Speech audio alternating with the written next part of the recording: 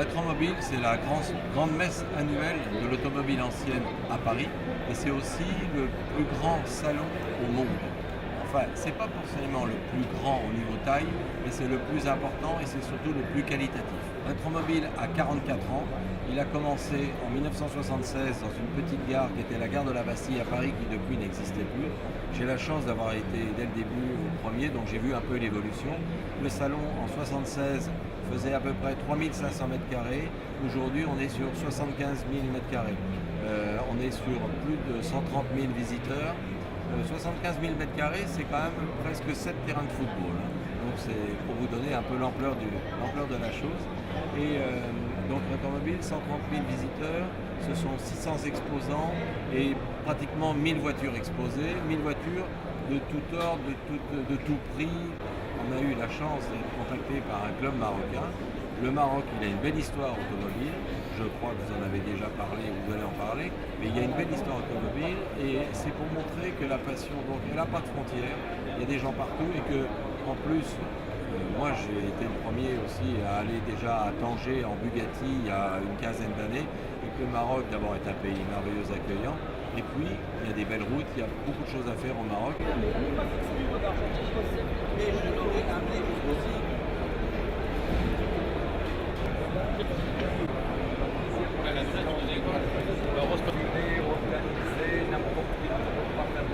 Je viens dans ce salon depuis pratiquement une vingtaine d'années, je suis régulier et à chaque fois mon rêve était de voir mon pays représenté dans cet grand événement qui est un événement mondial. Je vous parlais tout à l'heure de son importance. L'automobile est très liée à l'histoire de notre pays. On a retenu pour ce salon le thème de l'histoire automobile au Maroc.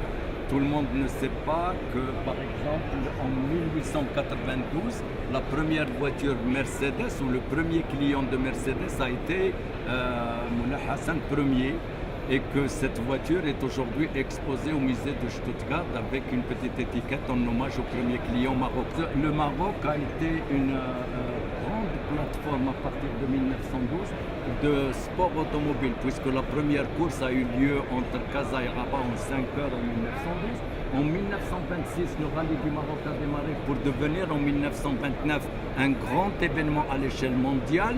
En 1958, nous avons eu notre Grand Prix de Ain Diab qui a vu la participation des plus grands pilotes du monde et dans lequel Moss a été qualifié champion du monde. Toute cette histoire existe et l'objectif de l'UMA aujourd'hui, c'est de redonner au Maroc sa position à l'échelle mondiale en tant que grande plateforme du sport automobile, du tourisme du véhicule d'époque, d'une manière générale, faire connaître notre programme.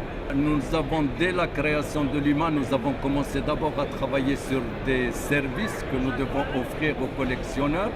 Aujourd'hui, nous délivrons l'attestation qui permet de transformer la carte grise en véhicule de collection. Nous avons un accord avec un assureur pour pouvoir faire bénéficier les collectionneurs d'une bonne remise. Nous avons également un accord avec la douane pour l'établissement de devis pour toute personne qui souhaite importer un véhicule. Nous organisons un salon annuel où tous les collectionneurs peuvent se rencontrer. L'année dernière, c'était à l'hippodrome d'Anfa. C'est programmé encore pour l'année prochaine. Vous avez vu l'affiche tout à l'heure. Nous avons également essayé de regrouper les grands événements qui sont très bien structurés, très bien organisés, mais qui malheureusement manquent parfois de soutien de logistique locale, etc. Et dans ce cas, nous soutenons le rallye historique organisé par Yves Loubet. Nous avons également dans le social une action où nous essayons d'associer entre passion et humanisme. Et là, on a avec la Fondation Mjid un événement, le Raid international de solidarité, qui cette année envisage de donner 5000 packs aux enfants, lunettes, espadrilles, survêtements.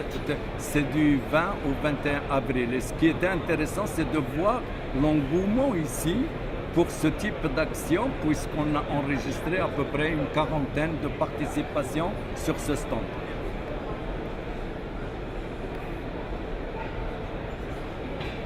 Je viens de découvrir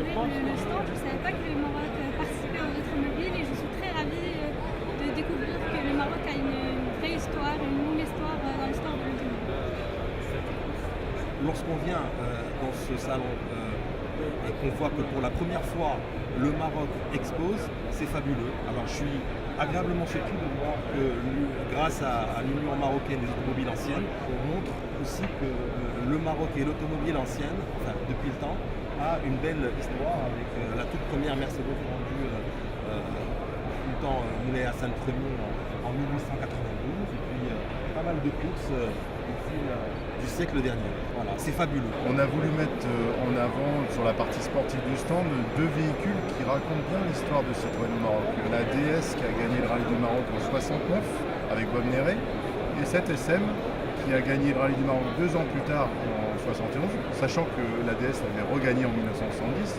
Donc, et puis on l'a regagné aussi le Rallye de l'Atlas au Maroc avec les ZX Rally Raid dans les années 90.